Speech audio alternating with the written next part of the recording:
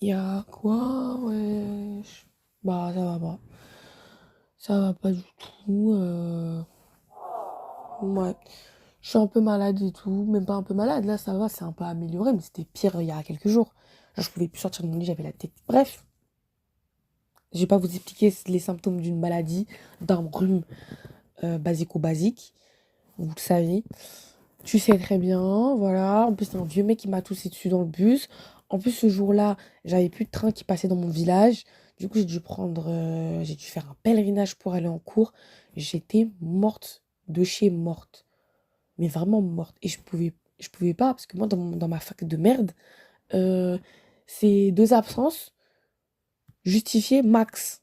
Après, on peut pas faire plus. Ça veut dire que si tu fais plus, ils sont là, ça sert à rien. Tu vas en rattrapage. On va pas te parler.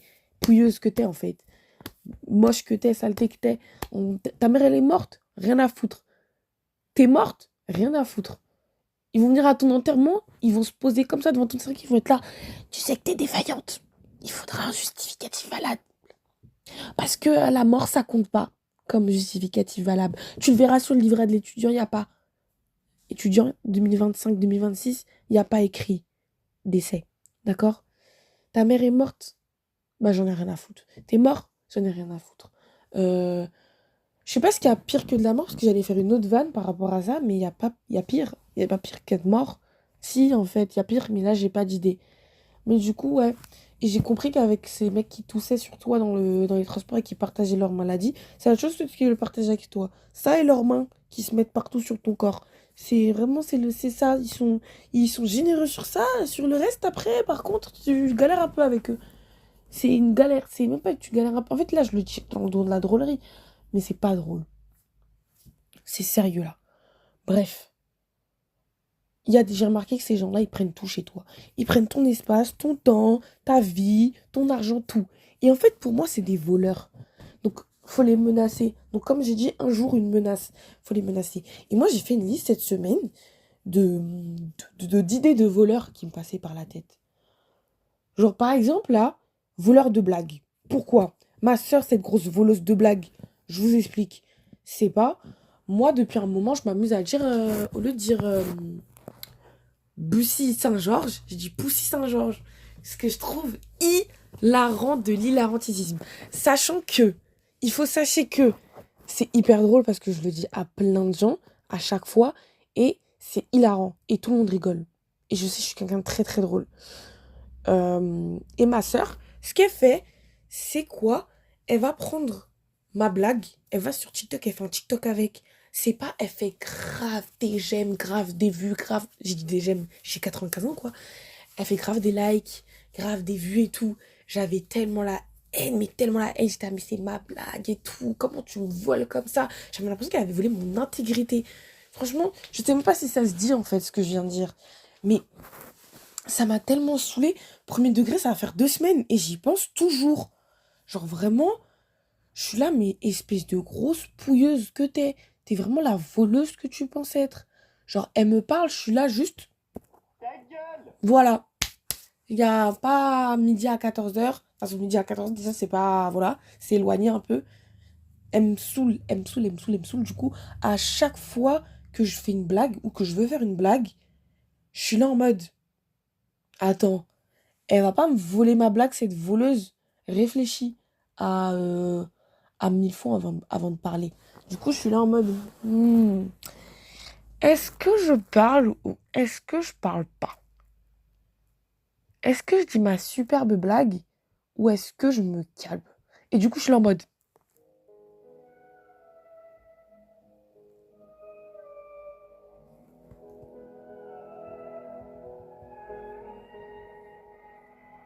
je suis vraiment comme ça. Du coup, là, je me retiens d'être drôle. Ça va faire à peu près 1 semaine et demie que je fais pas trop de blagues devant elle parce que cette grosse pouilleuse de voleuse, elle aime trop me voler. Comme les darons de 57 ans. Non, je vais pas dire 57 ans parce que 57 ans, vas-y, t'as un pied dans la tombe, t'es un peu vieux. Et toujours, tu peux mourir demain ou même dans. En fait, à cet âge-là, chaque minute compte. Et tu peux clamser, genre, au bout de 2 secondes. Donc, je dirais pas 57 ans, mais je dirais plutôt les darons de 30 ans, 30 40 ans, des gros tontons. C'est eux qui vont te pousser dans le train pour avoir une place. Je suis choquée. Ça m'est arrivé tellement de fois. Franchement, rien que d'en parler, ça me... Premier degré, là, je... En fait, on n'en parle pas assez tellement c'est une dinguerie. Ça court et après, il te regarde, c'est en mode, j'ai eu la place en premier, hein. Mais, mais ferme ta bouche. Ouais. Non, non, là, ça m'énerve. En plus, sachant que j'ai plus de voix. Ça me... Ça, voilà, c'est juste... C'est honteux. Voilà, c'est ça, c'est tout. C'est juste... C'est honteux. Voilà. Ça me saoule, ça me saoule, ça me saoule. Genre, je suis vraiment... Je regarde le mec, je suis là. Comment ça, mon ref? C'est pas normal. C'est vraiment pas normal comme comportement. C'est comme... Et ces mêmes mecs, c'est les mêmes mecs qui t'ont fraudé. Euh... Qui ont fraudé derrière toi sans ton autorisation. Parce qu'en fait, moi, j'aime pas quand les gens, ils fraudent sans me demander. Ça veut dire que t'es derrière moi, tu me colles et t'attends que je passe mon passe Navigo. Sachant que j'ai eu une petite altercation avec avec deux mecs à deux intervalles différents. Intervalles, whatever. J'ai presque plus de voix, donc l'épisode il sera pas aussi long que le premier, hein, je suis désolée, hein. Bref, je disais. Du coup, la première altercation, c'était pas vraiment une altercation, ça va, c'était pas méchant.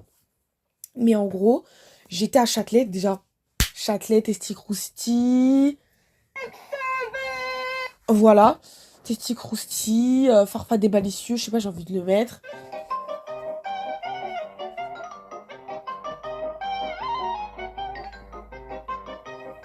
Et tout.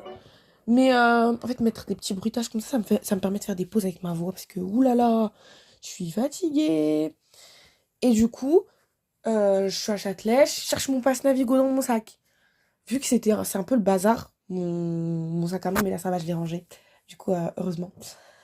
C'est un peu le bazar, du coup, je cherche et je vois le mec, il est collé derrière moi. Je me dis, ah merde, peut-être il veut passer. Peut-être je lui bloque le passage. Du coup, je me décale et je fais, allez-y. Je vois le mec qui m'écoute pas, il me regarde et moi je me mets dans une autre. Je me décale pour me mettre devant un autre portique. Et il est encore derrière moi. Du coup, je me dis, ah vas-y, peut-être c'est une coïncidence. Je me pose pas trop de questions parce que je me suis dit, vas-y, on est à Châtelet, il y a du monde et tout.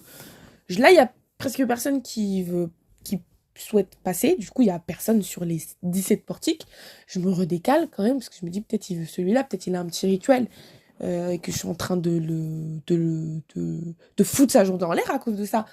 Donc je me décale, je vois qu'il me colle encore. Et je me retourne, je le regarde, je fais, mais t'as quoi, poteau, en fait? Comment ça, mon ref? Là, je l'ai fait moi-même, parce que oui, quand même. Comment ça, mon ref? Et il me fait, ouais, excuse-moi, est-ce que je peux passer derrière toi? Je fais, bah, y a pas de souci. Dans ma tête, j'étais, tu vois, demander, c'est pas si compliqué. Par contre, il y a un autre mec. J'allais dire la ville où il y a mon université. Je dis pas que je suis archi mais c'est qu'on va venir me, euh, me géocaliser, mais c'est juste question de prudence, on sait pas qui traîne sur internet. Mais en gros, je suis dans le métro, je veux sortir mon passe Navigo, je le passe et t'as un mec qui me colle, mais il me colle, même mon mec qui m'a jamais collé comme ça. C'est une dinguerie. J'étais choquée. Et c'est pas, je me retourne, je fais, la moindre des choses, c'est demander quand on veut passer avec quelqu'un derrière. Il fait, ouais, non, mais tu crois que c'est ton père qui paye les trucs et tout. Je fais, bah moi, je paye mon abonnement, tu passes pas derrière moi sans payer, en fait. Pouilleux, va. C'est pas me faire un doigt d'honneur, je suis là, vas-y, vas-y. J'avais trop envie de le gifler. Mais à ce moment-là, j'avais des ongles de à peu près 5 centimètres. Vous allez vous dire, 5 centimètres, c'est rien. Non, plutôt 7, 8. Donc j'avais vraiment des squelettos genre hyper pointus. Si je lui foutais un revers dans la gueule, t'avais un ongle qui allait sauter et j'avais pas envie. Sachant que tout le monde m'avait complimenté sur mon set et tout. Tout le monde était là en mode waouh, t'es trop belle, t'es trop sous Cali, on t'aime trop. Non, c'est faux, on m'a pas dit tout ça, mais voilà, vous avez la DA et tout. Genre, j'étais là en mode.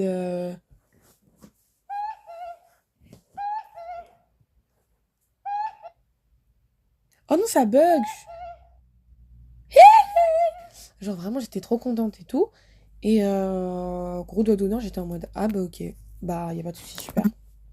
Everything's fine, everything's great. Je me suis dit, vas-y, on va faire là en tant que bonne chrétienne, on va être là, on va pas tendre l'autre joue non plus, mais on va pas frapper l'autre. Et puis, des fois, je me rends compte, parce qu'on m'a souvent dit, tu parles trop mal à certaines personnes dehors, tu sais pas sur qui tu tombes, on peut te tuer pour moins que ça. Et c'est vrai. Sachant qu'un jour, je me suis souvenu d'une autre anecdote. Sachant qu'un jour, j'étais assis à côté d'un homme, c'est pas, il écarte ses jambes jusqu'à, tu te demandes s'il a besoin d'autant de place. C'est pas possible. C'est vraiment genre, ces jambes, elles étaient écartées jusqu'à... J'étais choquée. Carrément, moi, j'avais plus de place. Je lui fais, mais excusez-moi, monsieur, euh, là, il faudrait peut-être fermer vos jambes parce que vous me touchez. Et moi, ça me gêne. Et il faut prendre en compte le fait qu'on est dans un transport en commun. C'est commun avec le commun des mortels qui est nous, les humains. Tu vas pas prendre toute la place avec tes jambes comme ça. Il me fait, ah pardon, désolé. Ah, pardon. En fait, je fais le mec frustré. Mais c'est moi, tu me frustres avec tes jambes. Tu me frottes comme ça, là. Range tes jambes. Je suis sûre que ça prend pas tant de place en plus. Eh, c'est trop des hypocrites, c'est trop des menteurs. Ils font trop genre, ils ont besoin de grave de la place avec leur...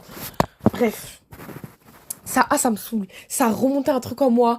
Vraiment, ils écartent leurs jambes. Tu sais même pas pourquoi ils écartent comme ça. Je suis choquée. Vous avez besoin d'autant de place. Vous êtes trop des menteurs. Vous êtes trop des menteurs. En fait, c'est que la société, elle vous a tellement habitué à prendre de la place sur les femmes que vous avez l'audace de prendre autant de place comme ça. À quel moment tu t'es dit, je vais m'asseoir dans les transports en commun, je vais écarter mes jambes comme ça? C'est tout sauf respectueux. Je suis désolée.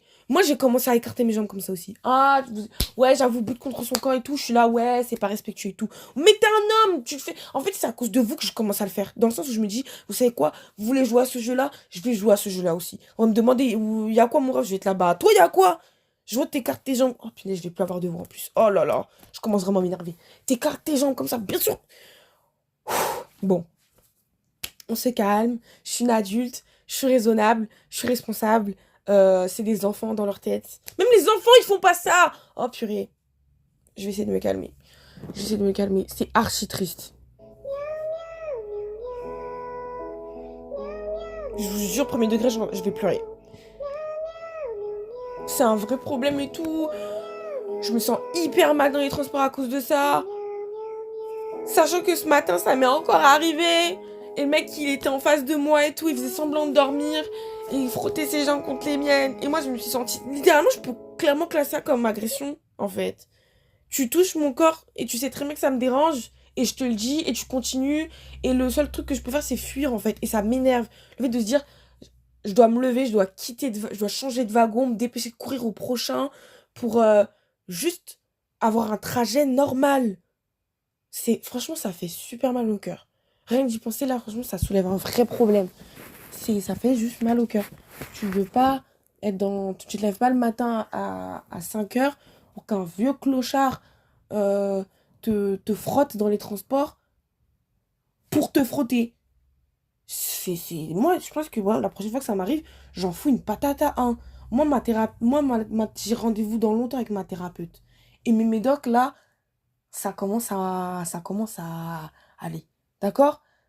Ça commence à pas aller, je veux dire. Moi, je suis prête. Moi, déjà, j'ai toujours dit à mes sœurs, moi, je veux trop me battre. J'ai trop envie de me battre. Qu'on me mette une proposition en face, qu'on me mette une situation en face, que je foute deux, trois patates et que j'en reçoive aussi, histoire de me remettre un peu les idées en place. Est-ce que c'est un d'esprit de vouloir se battre? Non.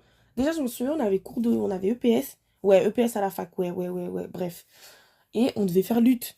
J'étais là, la première chose que j'ai fait, putain, wesh, trop bien, on va se battre. Parce que j'avais envie, je pense, c'est plus pas envie de me battre, mais c'est un besoin intérieur et refoulé de vouloir se défouler. Je pense que le truc, c'est que j'ai envie de me défouler, mais j'assume pas que j'ai envie de me défouler. Genre, style boxe et tout. Mais j'ai pas envie d'aller à un cours de boxe et de boxer comme une merde. Moi, je m'imagine comme Creed. J'ai pas envie d'arriver et de faire des petites patates comme ça en mode trop mimi, genre, non! Je fous des raclés. Enfin bref. J'ai envie de foutre des raclés, quoi. Salut, c'est Franck Leboeuf. J'avais juste envie. J'avais juste envie. Oh. T'imagines, t'as un chat et tout, il est là, il te regarde. T'adoptes un chat, il miaule pas du tout. Donc t'as la vétérinaire, elle te fait... Non, pas la vétérinaire. Les gens à l'SPA ou peu importe, qui te font... ce chat, il parle pas. Il miaule pas et tout. Il est peut-être... on soupçonne qu'il soit... on dit muet. Bref. On soupçonne qu'il soit muet et tout, donc vous inquiétez pas, c'est normal qu'il miaule pas et tout. T'arrives chez toi, il est minuit 47, t'es dans ton lit, tu regardes tes meilleurs reels sur Instagram, et là, ton chat, il te regarde, il te dit... Miaou. Oh my god. Réagis comment? Oh putain, moi, je pense que sur le coup là, je plaide la folie, le déni, le manque de sommeil. Et je vais me coucher. Et quand je me réveille le lendemain matin et que je dois raconter cette story time à mes friends, je vais être là en mode, ouais, j'ai fait un rêve et tout, un rêve éveillé. Je pense que au fond de moi, je vais pas me dire que c'est vrai. Et puis après, il refait plus jamais ça. Peut-être qu'il te le refait deux, trois fois en mode, en mode quelques fois et tout dans l'année pour bien te rappeler que t'es folle, un peu, ou fou, ou fou non genré, yel. Non, mais moi, je veux vraiment être. Putain, ça a l'air un peu, un peu misgenré là. C'est pas trop bien ce que je viens de faire. Je m'excuse. Voilà. Et tout. J'ai vu un mec sur Insta. Il se plaignait. On va finir sur cette touche-là. Il se plaignait que les prestataires faisaient les gogoles, faisaient exprès de gonfler leur prix x 10 juste parce que tu disais que c'était un mariage. Pour moi, c'est du vol à l'étalage. C'est-à-dire qu'en plus, on a une, elle a réagi dans les commentaires, elle a fait non, mais nous, notre but, quand vous prévenez pas que c'est un mariage, la prestation, elle est moins bien faite. Il y en a, ils font ah, donc c'est ça, vous faites on vous paye. Ok. Moi, de toute façon, je vais le dire maintenant, un jour, une menace, j'ai pas peur de faire semblant le jour d'aller vers les prestataires et de faire croire que c'est pas un mariage, de faire croire que c'est un baptême ou de faire croire que c'est un événement comme ça. Et après, ils se rendent compte que c'est mon mariage. J'en ai tellement rien à faire. Dans le sens où, surtout quand c'est des prestataires qui vont. Tu les sens venir, ils vont te faire doubler leur. En fait, ils vont faire 10 fois le prix de base. C'est une dinguerie. Ok, je comprends que tu augmentes un peu ton prix. Il n'y a pas de problème. Mais fois 10, c'est une dinguerie. Et c'est pour ça que je me dis finalement qu'il faut pas laisser les gens nous marcher sur les pieds. Il faut pas. Il faut pas laisser ces gens nous prendre tout notre espace, notre temps, notre patience et même mon immunité. Non, c'est pas mon immunité, mais mon système immunitaire plutôt. Voilà, avec ma toux, avec leur toux. Et si je recroise ce vieux clochard qui m'a tout dessus, je le retousse dessus, comme ça va faire un cercle vicieux. Et je pense que on peut finir sur cette touche et finalement, vous allez peut-être me dire, mais comment on fait pour, euh, pour éviter que les gens remplissent tout notre espace, notre temps, notre patience. Faut savoir step up for yourself. Je sais même pas si ça se traduit, si ça se dit ce que je viens de dire, mais je pense que vous allez comprendre. Il faut savoir s'imposer. Et je sais pas si je peux faire des cours d'impro ou les trucs comme ça, mais voilà. MDR, je suis trop une menteuse. J'ai fait, ouais, cet épisode sera plus court que le premier et tout. MDR, il est même un peu plus long et c'est cool. Parce que je me suis rendu compte et j'ai demandé à ma diva comment il faisait pour tenir 35 minutes sur son podcast. Et il me disait qu'il s'éparpillait. Et en fait, je pense que le but, c'est de s'éparpiller. Moi, mon podcast, il a pour but et vocation de d'être genre juste de l'impro, juste ce que j'ai envie de raconter, vous faire passer un petit moment chill, cool et tout. J'espère que je vous ai fait rire parce que c'est important. Faut rire un peu. Le monde, il est triste en ce moment. On va essayer de hack le plus possible. Donc sur ce, je vous fais de gros bisous. J'espère que j'irai mieux. Et j'espère que vous aussi, vous irez mieux. On peut tous finir, on peut tous être heureux, dit-elle. Gros, gros, gros coup de bus contre son camp parce que à chaque fois on me dit You gonna be happy, I'm gonna be. Je suis là en mode c'est pas vrai. Mais faut essayer un peu d'être positive dans la vie. Et c'est ok. Je vous aime.